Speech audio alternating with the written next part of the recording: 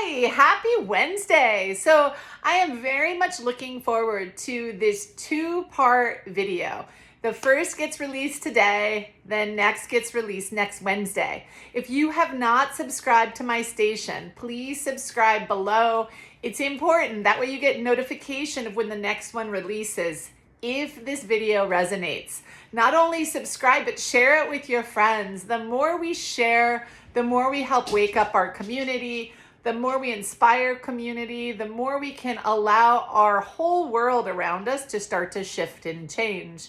Just like this video is going to impact you most likely, it's going to impact other people as well. When things impact us, we start to change almost immediately. I love the healing process. I love sharing with you all about the healing process. In case you're new to my channel, I'm Robin Lee. I'm a medical intuitive. I've been doing my work for over 32 years. And I love helping people understand how their lifestyle, how their thought process, what they focus on, the choices that they're making with their food, their relationships, their work, their life, impacts the quality of their actual physical health. It's something we don't hear about enough, how much the quality of our life affects the impact of our actual physical health. So the more we're able to create joy in our lives, the more we're going to be able to create awesome, healthy bodies, minds, and spirits. I hope this finds you doing really, really well. I wanted to talk today about one of my most favorite phrases to work with in the healing world.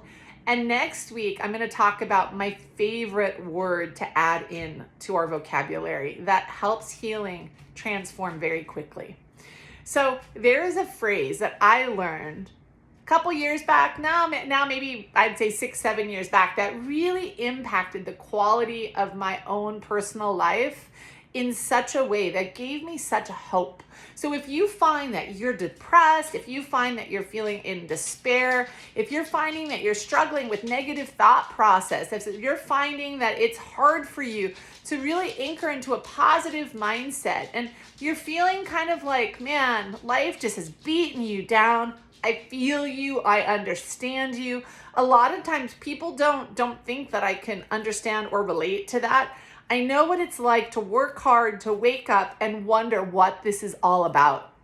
I also understand what it's like to have trauma and to have relationships fail and business ideas fail and all kinds of things fail. I went through bankruptcy, divorce, and I went through foreclosure all in the exact same time. And it made me question so much. And so much of what I went through for a couple of years has gotten me to really zone in on my skill set of how to support the ability to flow with the rough waters in life and the rough maybe choices and judgments that we have in life. I think oftentimes we can be our own worst enemy based on how we think, the pressure we put on ourselves, and sometimes we're just not very fair to ourselves.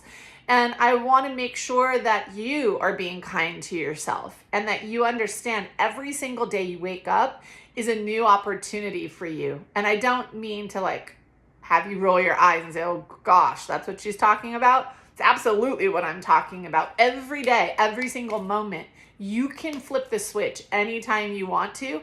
And it's really important to understand that. You can choose to do that for yourself because you are a remarkable human.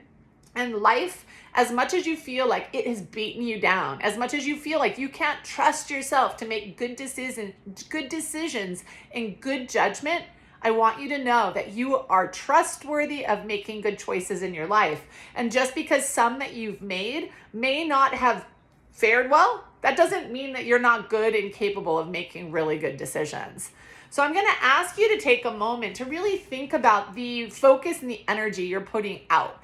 I'm going to ask you to think about when you're thinking about the choices that you make for yourself, are you coming from a place that feels hopeful? Or if you're thinking of the things like the top 10 things that you may be judging yourself for, right? How much of those things continuously impact where you currently are right now? So this is the thing. Our bodies are always looking for the statement, I am. I am. I am. For those of you that have raised children, you know the importance of positive acknowledgement around validation, focusing on the positive, focusing on aligning with that so that children can develop good self-worth and good self-esteem. Some of us didn't have that growing up, so sometimes it's our responsibility to learn even how to do that for ourselves. Some of us didn't have children. Some of us didn't parent that way.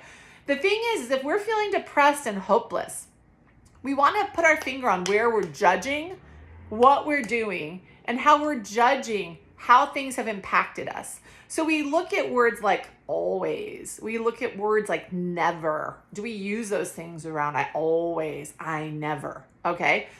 Most of us are stuck in that habit. And I personally am not, and I love that. I love knowing that if I'm going to just about speak the word always or never, I know that is my little alarm signal to stop, to breathe, to step back, and to become more conscious in that moment. Always and never are like concrete to our awesome spirits. So when we say always and never, what that means is I always do this. I never do that, right? I can't do that, right? You don't understand. I hear this stuff all the time in my work. I really, really do. And I will tell you, it stresses the heart, it stresses the gut, but it stresses also the optimism and hope that's organic, that we have in our hearts. And it's important that we work on watering that beautiful energy inside. And we do that by a simple phrase. So when you notice that you're saying, I never, I can't, I won't, right? And you stay focused on those things. Stop, take a couple of big deep breaths, and give yourself permission. Give yourself permission to say this simple statement. It's up until now. Up until now, I've done things this way.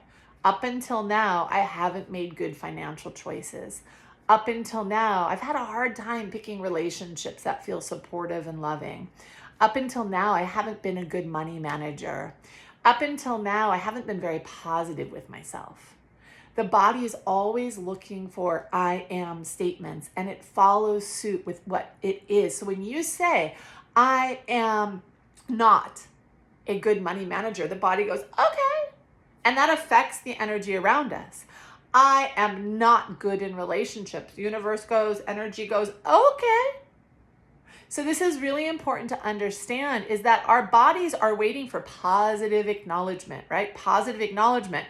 So how do you hold on to that positive acknowledgement when you've messed up here and there and you've been human, right? You're not perfect. You've made mistakes. That's how we grow. How do you open up into that reality? It's with this powerful phrase of up until now. Up until now, I haven't been so great at this, but I'm going to choose to learn how to do this differently. And then the body goes, oh. Up until now is a statement of freedom. Up until now is a statement of joy. Up until now is a reminder that life is anything you want it to be in any given moment. When I work with people, it's very common for me to hear, well, this is just how I am. Up until now, this is what I've chosen to be, but I'm going to learn to do it differently. If you say, well, that's just how I am, that's just how it is, that's just this, I want you to take a big deep breath in through the nose and out through the mouth. Give yourself permission to change, because this is not supporting you anymore. You are redefining negative patterns in yourself. You're spending time in therapy. You're probably spending time watching videos like this with mentors, with different type of really cool workshops you're going to. If you don't watch the words that you choose to focus with, your energy system will actually deplete over time, because your body is listening to the signals that you choose to focus on. It's not about something being broken that you need to fix in the healing process. That's not what the healing process is about. The healing process is about giving yourself permission to be human, to honor how you organically feel, and to take personal responsibility for what it is that you actually choose to focus on and what it is that your words actually are saying. You can't control your thoughts, but you control how much you're focusing on your thoughts. So this is the key. To make progressive, dynamic shifts in your healing process, slow down and choose to be mindful. Slow down and choose to pay attention. If you pick one thing and you work with it for a week or two, you're going to see shifts that start to happen. So instead of trusting me on this, put your little antennas out, ask for help to pay attention, because that's the biggest part of the healing process is we don't know a lot of what's going on until we know, right? So ask for help. Ask however you believe. Is it God? Is it spirit? Is it angels? Is it universe? Is it yourself? It doesn't matter. Just pick and say, I would like help to pay attention to how much I say, I can't do this. I've never been able to do this. I'm not good at this.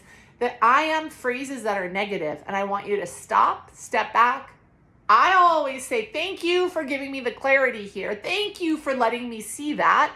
And then as I let myself do that and I take a few deep breaths, I shift my verbiage to up until now, I haven't done X, Y, and Z. Up until now, I haven't been X, Y, and Z, but I am willing to choose to do it differently, and I'm willing to do this in a different mindset, in a different way.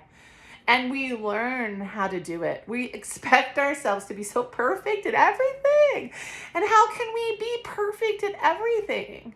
That's like wanting to walk and a child like getting upset because they're just tripping all the time. They're just learning how to integrate into their physical body.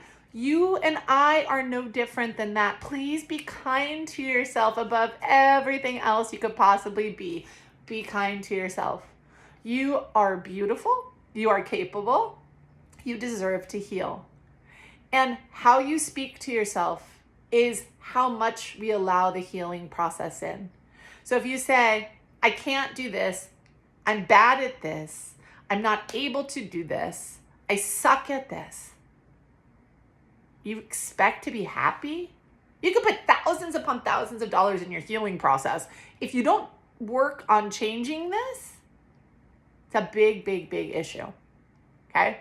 Because if you don't work on changing this, it's kind of like your healing will kind of repair the damage you're always doing. Why not work with the core, which is knowing that you are capable and acting like you're capable and speaking like you're capable. You will hear me when I speak in groups, when I speak in sessions, when I speak here. Up until now is a phrase that I love to use. It's a powerful phrase, and it's one that I give myself a constant victory of when I'm actually able to pay attention and notice that. And I do say thank you from higher sources or internal sources to allow me the ability to see what it is that I saw to give me the opportunity to change. Next week, we have a follow-up to this, and I'm very, very excited for you. So again, subscribe, share this away if this makes sense to any of you. And you know you've got some people in your life that are stuck and stagnant, please do a huge gift and favor to them and me. Share this with them. I show up on Wellness Wednesdays every single Wednesday to offer insight tips to support your own healing process.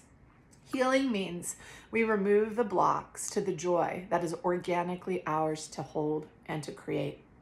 You deserve it, you are capable, and you are worthy.